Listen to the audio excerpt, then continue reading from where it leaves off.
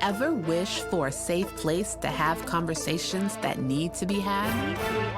A place where you could say the things that need to be said? Well, welcome to Hope for Med. Welcome back to the Hope for Med podcast. I am your host, Dr. JB, and today's featured guest is RN Helen Bauer. RN Bauer is a hospice and palliative care certified nurse with over 10 years of experience in end-of-life care.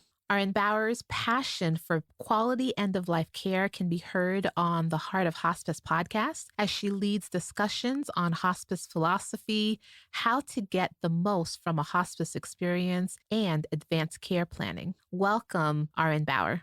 Thank you so much, Dr. JB. I'm excited to talk with you today.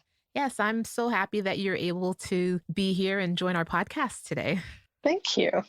So, RN Bauer, can you please tell my listener a little bit about yourself? What brought you into medicine?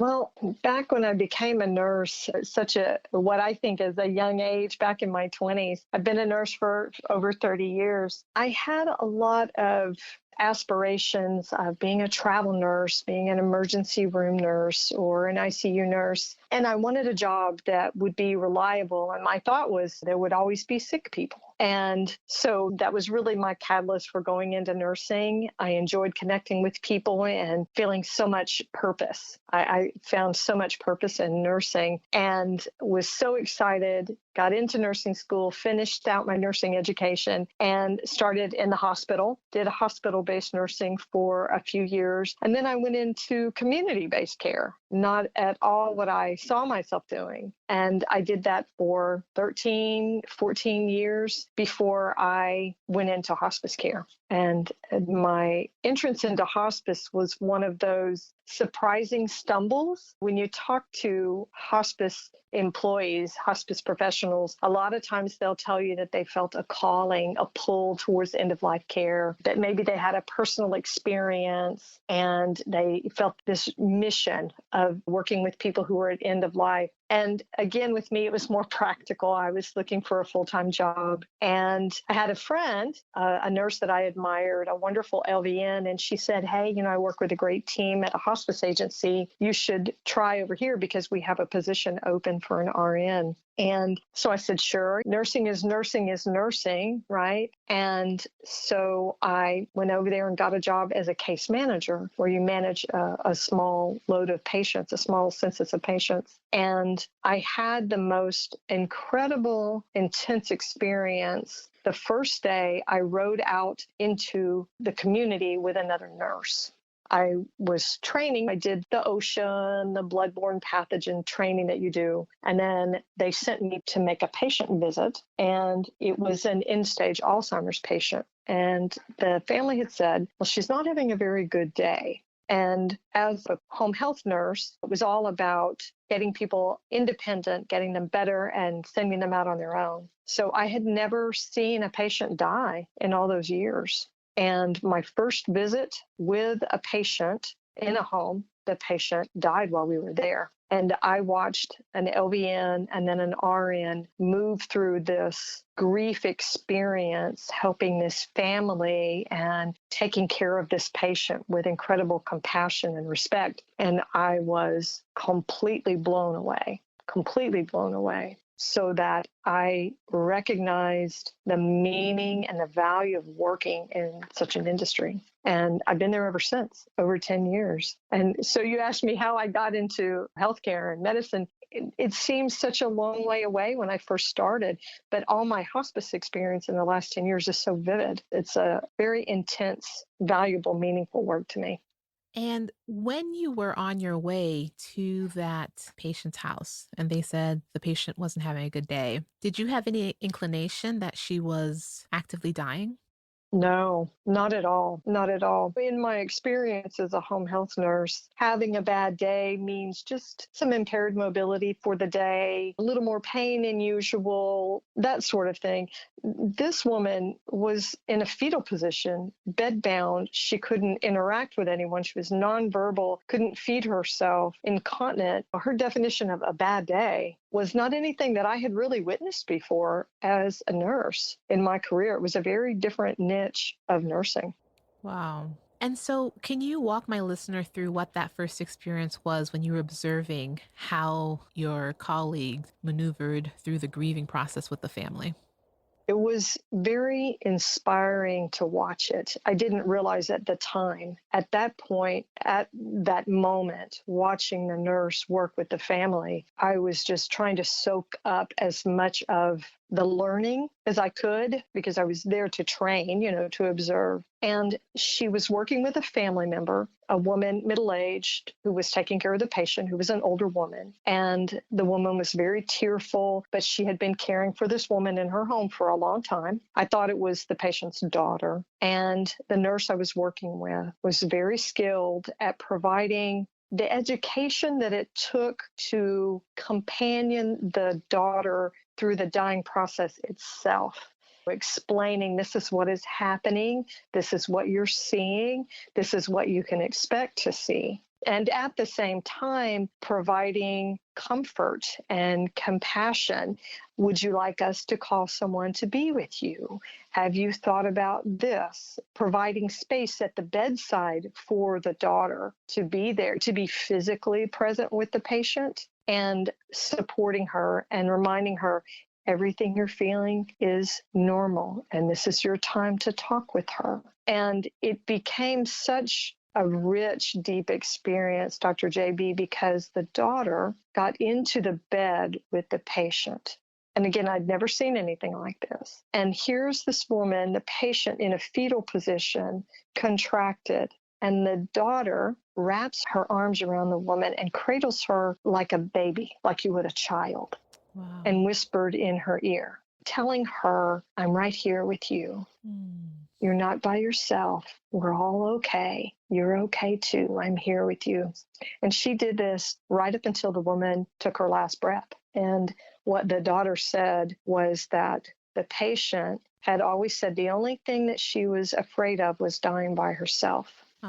Incredibly moving to witness this. I was a witness to this incredible act of compassion. And she was able to reach out inside her own grief, embracing this woman. And if you've ever seen anybody like that, if your listeners are healthcare providers that work with patients, those are some unpleasant states. And it's hard to see a loved one in that condition, unresponsive, and the smells and the apparatus and tubes that a lot of times go with that, plastic covers on the mattress and catheter tubing, things like that. But for this woman to embrace her, who I thought was her mother, it was just such an incredibly moving experience. And the nurse, her name was Vicky. She became a mentor for me. She was an LVN, and I was just blown away, so impressed by how she was able to combine what she needed to do to take care of the patient and lead them through this experience, along with, it was really the beginning of their bereavement care as this woman went through the dying process and ended up passing away.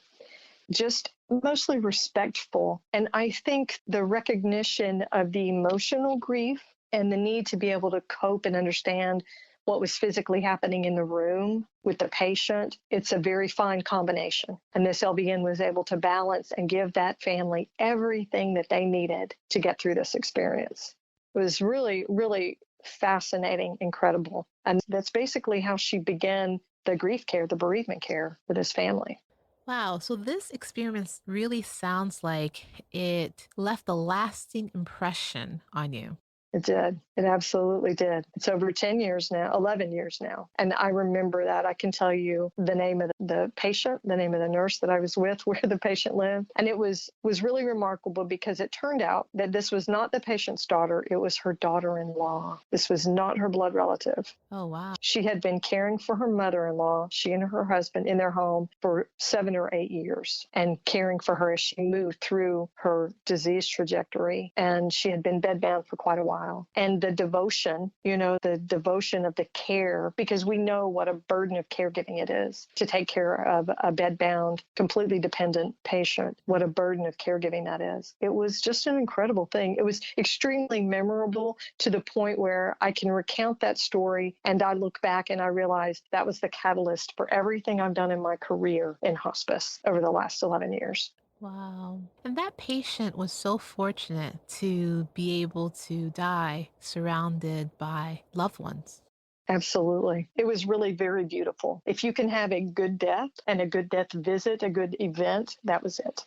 And what about you? After that experience, how did you decompress? Well, I don't think I really knew how to do it at that point in my career. And I think once we got past the business of things, you help the family do the postmortem care and you take care of calling the funeral home. And you wait. Their practice was to wait until the funeral home took the patient's body out of the home. They sent my supervisor, because I had not been trained to do a death pronouncement. And in the state where I work, LVNs cannot pronounce death. They have to work in conjunction with a physician to do that. So this company used the RNs to do that. Well, I had never been trained. So my supervisor came to the house and showed me how to do that, pronounced the patient and took care of everything. And then after we got out of the house, I think I was a little bit in shock. It was so overwhelming emotionally and mentally. So she said, okay, after an event like this, your first day out with the patient, we want you to go home. Which was probably the smartest thing to do. I don't think I knew how to do it at that point to decompress, but my supervisor, who was really my hospice mentor when I started, she helped me to debrief. You talk about what you've seen, you share questions, you share emotions, observations about it, just to sort of digest it a little bit. And I think that was probably how I took care of myself that day. I would do it differently now after having so many years of experience with it. But I think that was a lot of it. Connecting with a colleague who could understand, had witnessed this themselves, and knew exactly what I was going through, and that chance to share observations and ask questions. I think that was really how I took care of myself to manage that. Wow, that's such a powerful story. It is to me, even after all these years. Yeah. And for that to be the daughter-in-law that climbed into the bed and held her dying mother-in-law. Yes. Yes. And, we have HIPAA laws, privacy laws. We don't reveal patient information, but I will say in honor and memory, the patient's name, the woman, her name was Marie. Her name was Marie. Marie was a woman and a person before she became a hospice patient. And I always like to recognize the humanity with respect for the people that we take care of. And it was really an odd turn because a few years later, probably 5 years or so, her daughter-in-law had end-stage breast cancer and ended up on hospice care and dying herself. Oh. And I never was familiar with her care or what happened with her, but it was always my hope and my prayer that she had the same sort of respectful, compassionate experience with the end of her own life that she was able to provide for her mother-in-law. Wow. The work that you do in hospice is so important, yet far too often, hospice and palliative care services are included in the medical plan at the very end. Has that been your experience? Yes. And the pandemic, I think, has worsened that. There's reluctance to refer on the part of healthcare providers, physicians. And then also there's a reluctance to embrace the hospice care on the part of the patient and the families. Half of our patients die within a month of being admitted onto hospice, and a quarter of them die within a week. 25% of hospice patients die within 7 days of being admitted. And there's a lot of stuff that we are not able to do for a patient and a family. They don't come to us early enough. And the pandemic has made that much worse. There have been so many restrictions.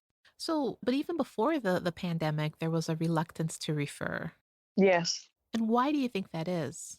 People, I still think, have the wrong impression about hospice that it's only for when you're within a few days of death. And I think they also think it means that it's giving up hope and giving up everything. One of the worst things in healthcare, we say a lot of, I think, stupid things. I've said those things myself. But I think one of the worst things we can tell a patient who is at the end of treatment options, aggressive treatments, is to say, there's nothing else we can do. Because I am here as a hospice nurse to tell you there is always something we can do. Even when we've given all the medications, you've had every discipline come out to see you, we've got oxygen there, we've got a catheter, we've got everything you need. There is always something that I can do. I can sit there, I can be with you. Even if you don't want to be touched, I can match my breathing to yours so that you are not by yourself. Mm-hmm. There is never nothing more we can do.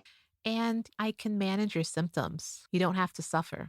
Absolutely. I can control your pain. I can control your vomiting. I can increase the amount of time, the quality time you have with your friends and loved ones. Yes. So given this hesitancy that healthcare professionals have in terms of involving hospice and palliative care services early, what are some ways that we can address that?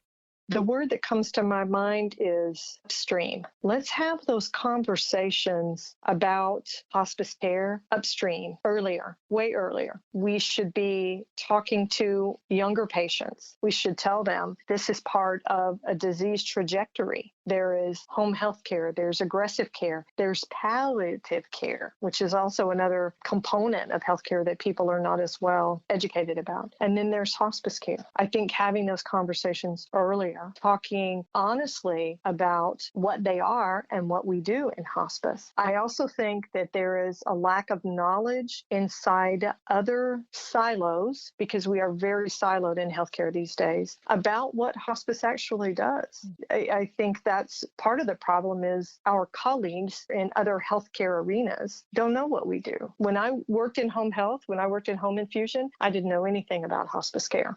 Well, here is a platform for us to have a conversation about that. So exactly. Let's start from the beginning. You mentioned home health care, you mentioned aggressive care, you mentioned palliative care, and then hospice. Could you walk my listener through what's the difference? So when you see it as a sort of a continuum for a person in their sort of healthcare trajectory as we grow older, and a typically healthy person, for instance, somebody like me, when you look at you're younger, maybe you don't have health problems, you see a physician from time to time for well checks, things like that. And then you get into middle age and you begin to have the colonoscopies and the PSAs and things like that you would have at middle age, and you begin to age into the healthcare system where your needs are a little bit more. And maybe you develop a chronic disease where you see more than one physician, you see specialists. And at that point, you may have exacerbations of your chronic illness where you need home health care from time to time. And maybe it develops into something where you need treatment. Say you develop a cancer, so you would seek aggressive treatment, which means curative treatment. And then palliative care should be sort of incorporated into all of that, because palliative care, it's about comfort care and quality of life along with aggressive care, along with receiving treatment. So you can put all of that together. And then once treatment options are exhausted and the disease has moved beyond what treatment can be effective, then you start talking about transitioning into end-of-life care. So there's a continuum that sort of makes sense if you are aware of it and you're taught about it. But I think a lot of people just don't have an awareness of what that is. And the other thing that often happens is palliative care and hospice get grouped together, but they're not one and the same. No. So this is the way it works. Hospice always includes palliative care because it's comfort care. Hospice is always palliative. But there is a palliative care specialty that you can have before you get to hospice care. And it is a growing specialty. There's no federal benefit, no Medicare benefit for it yet. But this is beginning to develop, and there's a very big national conversation happening around palliative care. But palliative care is very important. They should ask early. They should ask often. Patients should be advocating for themselves to try to get palliative care included as part of their treatment plans. And what are all the services that palliative care offers? Palliative care offers similar services to the disciplines that are available through hospice. You get nursing services, there's a physician, social work, and chaplain as well. I have not worked inside a strictly palliative care program. I just know about it as a sideline of what I do in hospice, but it has a similar structure. It's just that you can also receive aggressive care, aggressive treatment at the same time. Got it. And then what are all the services that hospice offers? So hospice has those 4 core services that I just named: a physician, a nurse, a social worker, and a spiritual counselor or chaplain. In addition to that, we have volunteer services, which is a unique thing about hospice. We have hospice aides, a certified nurse's aide, that they help with the personal care and the activities of daily living. We have therapies, if that's what's needed. Those are used very sparingly in hospice, but therapies like physical therapy, occupational therapy, and speech therapy. We also have what we call ancillary therapies. Not every agency has these, but a lot of them do. Things like pet therapy, aromatherapy, massage therapy, music therapy. These really enriched therapies that do so much to speak to quality of life, to support a patient that way. It's a very big team when it comes to hospice. And you mentioned that ideally hospice should be involved earlier in the patient's care. So ideally, when do you think hospice should be involved? So that's $1 million question. I have such a bias as a hospice nurse, right? I don't think anybody should ever be afraid of being told the word hospice. I think that when you begin a treatment plan, a physician will tell you what the plan is. And I think sometimes they compartmentalize it. This is the only chunk I'm going to give you, and we're not going to look beyond that. But what if we were to have a conversation where we say, look, this would be a phase 1. If it's successful, we stop there. If it's not, we go to phase 2. If phase 2 is not successful, we look at a phase 3. And if phase 3, runs its course and we still are looking at the same issues or things have gotten worse, progressively worse, then we would look at changing focus and engaging some other providers and collaborating with a hospice team to provide your care. And giving our patients more time to digest and not having these conversations as one-offs. One and done never takes care of it. And this is basically advanced care planning is what this is. It gives the patients and their families a chance to digest, move through what they would want. There are patients that would tell you, I'm only going to do 1 round of this. I'll only go through phase 1. And if it's not effective, then I want to preserve my quality of life and I want to talk about hospice. But if you never broach the topic with your patients and their families, you don't give them those choices and you don't give them that time to emotionally and mentally move through those scenarios. Sometimes it's about asking the patient what they want. What do they value? Absolutely. What's important to you? What is quality of life for you? What's on your bucket list? There are 100 different ways to ask it. I found many times in the emergency department, when I ask a patient what it is that they would want, their answer is, I don't want to be in the hospital. Yes. I want to be home. I want whatever path will allow me to stay home. I think the statistics these days, last time I read about it, 83% of senior adults in the United States will tell you that they want to die at home. They want to die at home, but only about 42% of them do. And the reason is because those conversations that are important to give instruction and guidance to their healthcare providers and to their immediate family members, their decision makers, those conversations don't happen. In addition to the fact that caregiving is a really hard job. There are over 53 million unpaid caregivers across the United States, and it is a huge job, and there's very little support to help them on a day-to-day basis. But caregiving in the home like that for a terminally ill or even a chronically ill person, that's a huge job, huge job.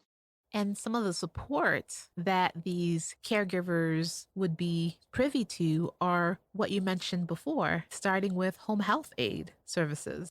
Sure. But if you are not familiar with the healthcare system and what might be out there for you, you either have to be an advocate or have somebody advocate for you, or you have to hope that somebody is going to offer it to you. Somebody's going to tell you about it. Well, if you're connected in with the psychosocial professionals, the resources like the social workers, unless you're connected with those folks, you may not even know what's out there. So, if we take a slightly different direction and talk about the healthcare professionals working in hospice and being surrounded by grief and dying patients. I know in the beginning, when I asked you, how did you decompress? You said the way that I did it then would be different to how I would do it now. Could you elaborate a little bit on that? I think I'm 11 years older than I was when I started, and my life looks different. I have personal time margin. My kids are grown and out of the house that I didn't have back then. But I think I've also learned what situations trigger me. I've learned that my self-care has to be daily, and sometimes it had to be even more frequent than that. You had to think about it on an hourly basis. And it had to be, your self-care has to be very personalized. I had to find what worked for me. It has to be realistic. I would say that the debriefings, the digesting and processing the events that I've witnessed, I would still say that's really a very important part of my self-care to avoid the compassion fatigue and the secondary grief. But I would also say that rituals, personal rituals for how I take care of myself, a shower at the end of the day, when I was seeing patients, taking off my uniform, shedding that part of my identity so that I could set that role aside and take care of just myself. Body, mind, spirit. I also know more about my own personality. To care for myself physically, I need certain things. To care for myself mentally, I need certain things. And to care for myself spiritually, I need certain things. I wouldn't have known that 10 years ago. I have learned so much about myself as I have moved through my hospice career. And of course, I'm also 11 years older than I was. So what my body needed physically back then is not what it needs now. I take care of myself differently physically. And I think self-care has to evolve anyway, because once it gets dull and it's ineffective, you're going to abandon it anyway. So it's not going to work for you at all. So yeah, I would say that I would recommend that most people allow their self-care to morph. And mine certainly has.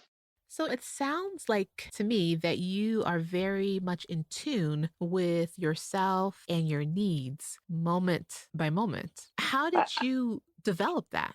I think just from making a lot of mistakes. I can recount the bad days when I ate fast food for lunch and I had a Coke, and then I ended up with a gastric ulcer because I was taking Excedrin migraine for a headache and drinking a Coke for the caffeine and putting that into my belly. And then, well, lo and behold, yes, I have gastric discomfort because I'm not taking care of my nutrition like I should. And I think it became intuitive after a while, but there were days where I did not have enough sleep, and I knew I had not had enough sleep. And with me, I think like so many people, I have heightened emotional responses when I'm short on sleep. Sleep deprivation heightens all those sensations and how you respond to them. And I learned to put myself to bed, how important sleep hygiene was. I learned from seeing those things and making that connection. Well, I was on call all night long and only had about 2 hours of sleep, and then I had a meltdown the next day. And that actually happened to me. That was probably one of the worst memories I have of a day in hospice. I was with a patient that I realize now was a trigger for me. The patient was actually a few years younger than I am, or was at the time. And it was unusual because I was young enough at first where I was taking care of patients that were older. And then as I aged, I eventually had patients that were my age or a little bit younger. And this was the first patient I had taken care of that was a few years younger than I was. And he had an inoperable brain tumor. And I was with him, with his wife, because he had seizures that we couldn't stop for about 5 hours during the night, coming and going, constant discussion with the physician, getting suppositories to manage the seizures, supporting his wife while she was doing this. And then I needed to work the full day and see the rest of, my patients, my schedule for the day. And I learned in the middle of the day that the gentleman that I had taken care of during the night died. And I remember sitting on the floor in the hospice office and crying, exhausted, sleep deprived, emotionally overwhelmed. And then I went back out, finished my day, and the last patient I went to was dead when I got to the house. And you have to look at yourself, look back at situations like that and learn from it. What could I have done differently? The first thing is I should have been an advocate for myself with my manager. I should have said, I have had 2 hours of sleep. I'm not safe to be on the road. My emotional responses are very heightened. What can we do to manage this? And I should have, you learn to look at yourself. And I think through repeated situations like that, many mistakes, right? Mm-hmm. Many mistakes taking care of myself, I learned what to avoid and how to take care of myself. But it seems like you gave yourself time to reflect. Well, that's been so long ago, I'm not sure I had time to reflect at the time. That's one of the things about staffing issues in hospice these days and the way we push our employees, our field staff, overwhelming them with caseloads and pushing them to take on-call and in regular work days at the same time. I don't know that we manage and supervise our staff to support them well enough so that they can sustain that kind of pace, the kind of work that we do. That's a very interesting point, one that I was not aware of. We're still running a business. You're still wanting to be frugally operative. You have to be fiscally responsible. And hospice is paid a per diem. They get paid per day. It's a flat fee. So you could have 5 visits from a nurse inside a day if that's what a patient needed. But that hospice agency is still going to get paid one flat fee from Medicare for that day. So you want to be responsible in the care that you provide. And of course, every business wants to keep the doors open. So we're always thinking about money to be able to sustain and nurture your employees and support them in a way that's healthy for them, as well as maintain operationally a healthy program. There's such a balance there. And I don't know that we're always very good at doing that. Is there a limit to the patient load that a particular hospice provider or professional has? There is not. There are recommended amounts, and it depends on how you structure it. It also depends on whether an agency is a rural or an urban provider, because if a service area is spread out, your social workers and your chaplains are driving an hour to a patient, it limits how many patients they can carry in a caseload. Mm-hmm. So that really varies from area to area. There's no set model that says this is what you have to do. So agencies sort of form that for themselves. Are there other metrics that you are held accountable for? That also differs from agency to agency. They're going to look at productive hours. They're going to look at drive time. They're looking at how many visits you can make in a day. But as far as anything specifically very structured, no, there isn't anything specific like that. It really differs from agency to agency and service areas.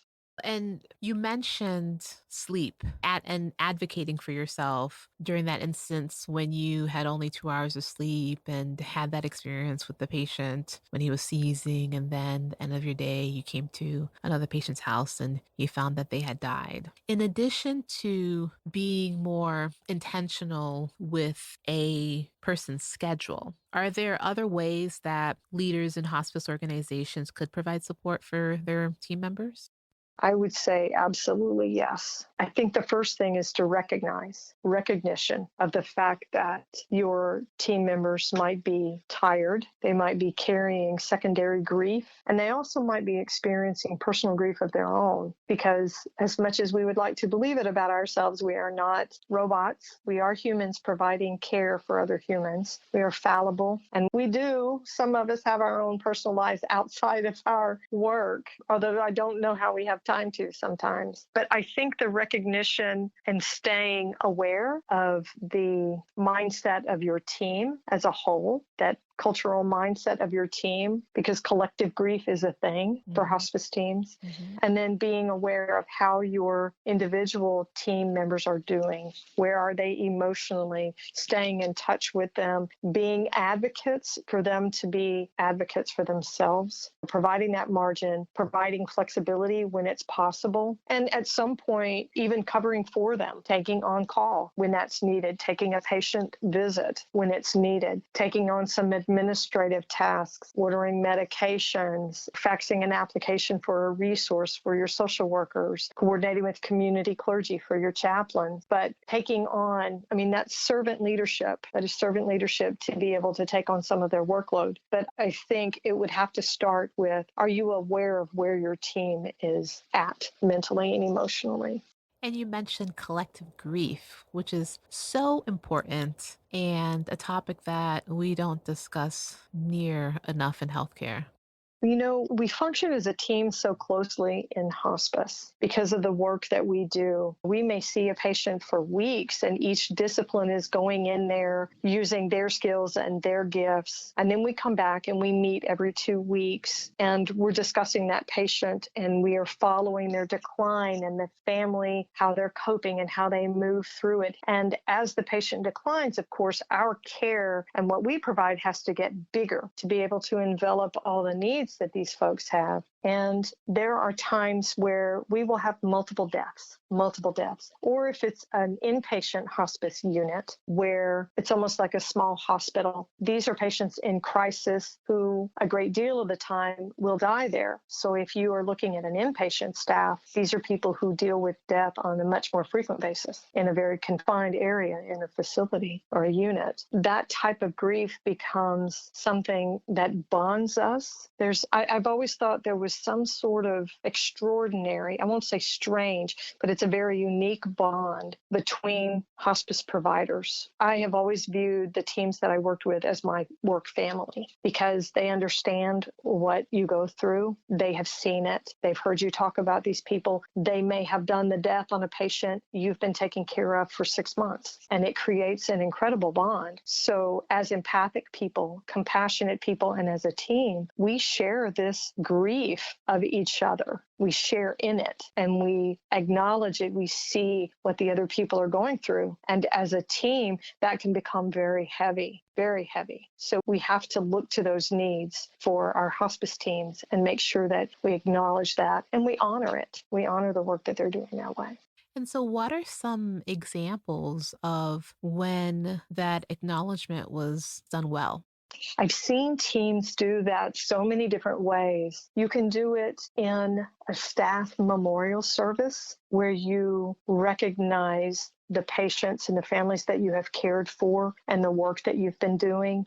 I've seen it done at the biweekly team meetings where they lit a candle and read the names of the patients that had passed away since they last met. I saw this beautiful ritual where they lit a candle at the start of the meeting, and how they opened it was to acknowledge each loss, each patient, and they had a glass bowl with smooth stones. And for each patient that had died in their care, they placed a stone in the bowl just as an honoring and a recognition. And then they would have some sort of encouraging message, a sacred reading or a short anecdote, something uplifting that speaks to faith and hope and joy, things like that. Not necessarily organized religion, but faith and spiritually based readings and support, things like that. Then you set it down and it's almost like, okay, I've carried the grief. I can honor it. I am honoring the grief that you carry. This is the work that we do. It was good. And this is who we cared for. And then we take a collective deep breath and we move on to the people that we're caring for now. And it's just a way of transitioning without ignoring this monumental event. Mm-hmm. This is an elephant in the room. It's a huge thing. We all know it and we do it. If we ignore it and leave it there, it squeezes out everything in the room. Yes. Yes, indeed. When you think about the times that we're living in right now with the COVID pandemic and how many patients have died and families that have been forever changed as a result. Yes. One of the questions I have with regards to that topic are, what do you think are some of the biggest challenges facing end-of-life professionals due specifically to the COVID pandemic? I think the disconnection for our families and for ourselves, because we had so many patients during the pandemic that were confined and isolated from their families and died by themselves. And to support a family, to provide them with as much connection to their loved one as possible as a patient is actively dying and dies, that's incredibly challenging for us. Yes, there's a reason they call it therapeutic touch, because it is ministering, it is comforting.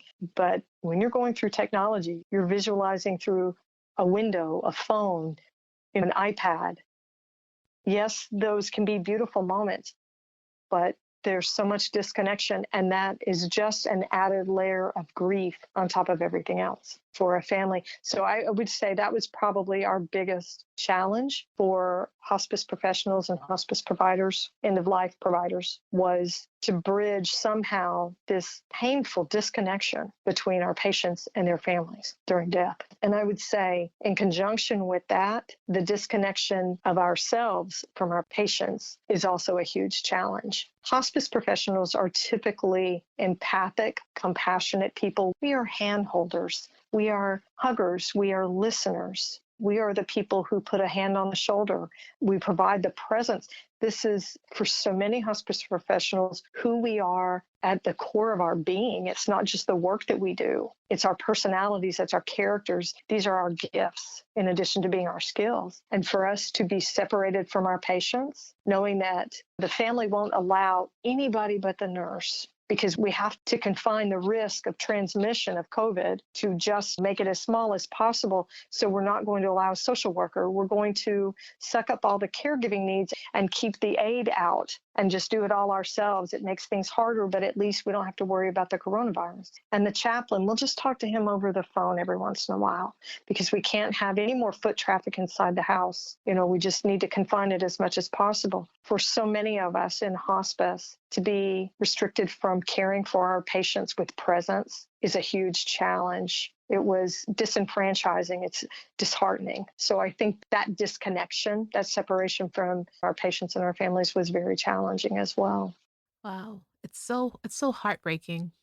It is very sad. That is lifting. A lot of the restrictions are lifting. Facilities in the state where I work, visitation is much better. And of course, we're still masking inside these healthcare facilities to keep our patients and ourselves and our communities healthy. But we are able to connect better. But now we have this whole community of grievers who have lost their loved ones in the last year and a half, almost two. Yeah. Yes. Hundreds of thousands of people. Yes. And I really don't know how anybody in the United States, regardless of whether you have actually lost a loved one during the pandemic, how you could not feel some sort of grief over loss of security, loss of health, loss of the sense of community, loss of faith rituals, communal worship, so many different things. I do think that sometimes it's important just to give moments of silence. I agree. And I do feel the hope, Dr. JB. I do feel the hope with things changing. I do feel that, and I do see it in my colleagues. And could you elaborate on that a little bit in terms of what changes for good you see coming? I see us finding our resiliency inside this whole thing. I'm an advocate of making use of technology. I think it's awesome. But my philosophy is technology never replaces touch. Well, what I think we've done is we've found a balance, a way to incorporate telemedicine, telehealth, to make it useful for us instead of it having to run our lives. We are now able to get more connected with our patients and their families. And what we've realized is we can connect our patients with their families that are hundreds of miles away. We can use FaceTime. We can use Zoom. We can use conference calling. We can use Google Meets. We don't have to have these people separated. We could have connected them all along. We've just learned through the pandemic, because we were forced to do it, that we can do this all the time if we want to. It's a very useful tool. But I also think that we have become very much aware of how we need to take care of ourselves and our grieving, because there is a national conversation on bereavement and grief. I think that audience, that noise is getting bigger and it's getting noticed. And people in the industry are sitting up and saying, what do we need to do about this? We need to do something. Let's do something. There's a lot of grief out there. There is. And for a patient who died without being on hospice, can the family receive bereavement services, or did the patient have to be on hospice before they died to allow the family to receive those services? No, the patient doesn't have to be on hospice services for the family to take part in the bereavement services that a hospice agency has to offer. There are bereavement support groups. There's bereavement counseling. There are several different things depending on what forms the bereavement care of an agency takes. But absolutely, if a family has had a loss, They can reach out to their local hospice agency and say, listen, this is what has happened to me, and I'm needing some support. Can you tell me what programs are available here that I could have access to? And that agency can certainly help. If you're a healthcare provider, look into the bereavement services that your local hospice agencies offer. A lot of time there are grief groups, and those are being done remotely these days. And some of them are recorded and asynchronous, so you can access videos in your own time on your own schedule. But yes, agencies can definitely support people who are dealing with bereavement needs, even though they don't have a loved one that's died on the hospice agency service. I think that's wonderful information to know because I don't think a lot of people are aware of these services. I would also say another group that's a little bit disenfranchised with their grieving are other healthcare providers, people that work in long-term acute care hospitals and people that work in nursing homes, long-term care facilities. And a lot of times you just go through your days. You're expected to show up the next day at work. You may have lost a resident of the place where you work who's been there for 8 years, met their families, things like that. And yet you're supposed to move as if that death was not important, that it did not have value for you. Hospice agencies also provide bereavement care for facility staff. And I think it's a good thing for facility staff to know. They can reach out to their hospice providers. Can you provide some bereavement services here for us? We always want to support other providers in our community, and we do partner with long-term care facilities quite a bit. And I think that's a very important need. Those folks were very isolated due to the restrictions during the pandemic. And is there like a time frame for which you need to get bereavement services or you can't get bereavement services?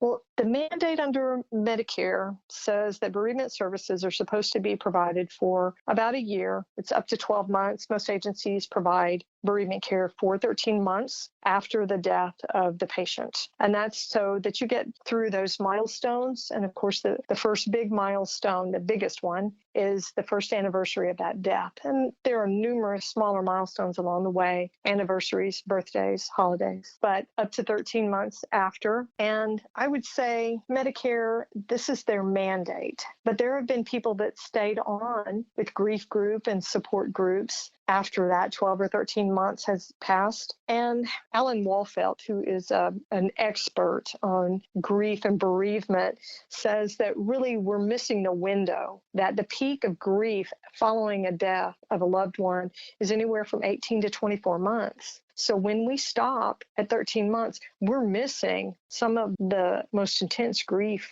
periods we have after a loss. So I would say that first year is probably the most important when you're working with a hospice agency bereavement program. But those needs don't stop just because that first anniversary of that death goes through. That grief stays with you for a while. And is there a length of time after the death that you have to sign up for bereavement services or it's not available to you? Or is it any time within that first 13 months? Oh, it's any time. If a family says at the time of death, tells the bereavement counselor, oh, I think we're good to go. I've got plenty of support and my family's here.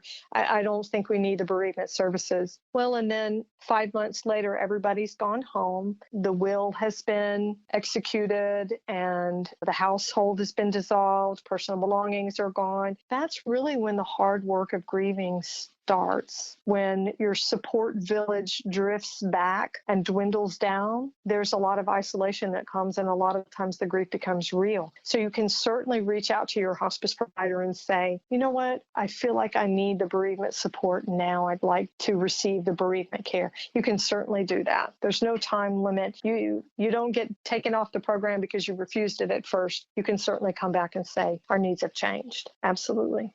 Well, this has been such an amazing conversation, and time has flown by so fast. It's such an important topic, and it's so much just good information that I'm sure my listener may not have been aware of. I've learned so much during this conversation, and I thank you. Well, it's my pleasure. It's my pleasure. Anything that I can do through the Heart of Hospice, my role as a speaker and an educator for end-of-life care, anything that I can say or do that supports my colleagues in healthcare, that makes my day, gives me so much joy, so much purpose. And so, if my listener wanted to get in touch with you to learn more, how can they do so? Well, they can find my website and the podcast at theheartofhospice.com. The podcast is also available on Spotify, Apple Podcasts, iHeartRadio, Google Podcasts, all the typical podcast platforms. And if they want to get in touch with me to ask a question or just to connect, my email is helen@theheartofhospice.com. You have to make sure you put the word "the" in front of Heart of Hospice. All right. Thank you again for this information. And finally, do you have any words of encouragement or wisdom that you would like to share with my listener? I would tell your listeners, the work that you are doing is good work. It's worth doing. And if you love what you do, take care of yourself so you can do it the way you want to for as long as you can and as long as you want to. And I would also say that I am so grateful to be surrounded by such a healthcare community of dedicated people. And to you too, Dr. JB, for the work that you do and the conduit that you're providing for healthcare colleagues. I'm just so grateful for the people that I'm honored to work with. Yeah. Who says a doc can't rap? DOCTORJB. The greatest doctor to ever touch the mic. The greatest podcast ever broadcasted or pre-recorded. Come learn some. Each one teach one. I'm done.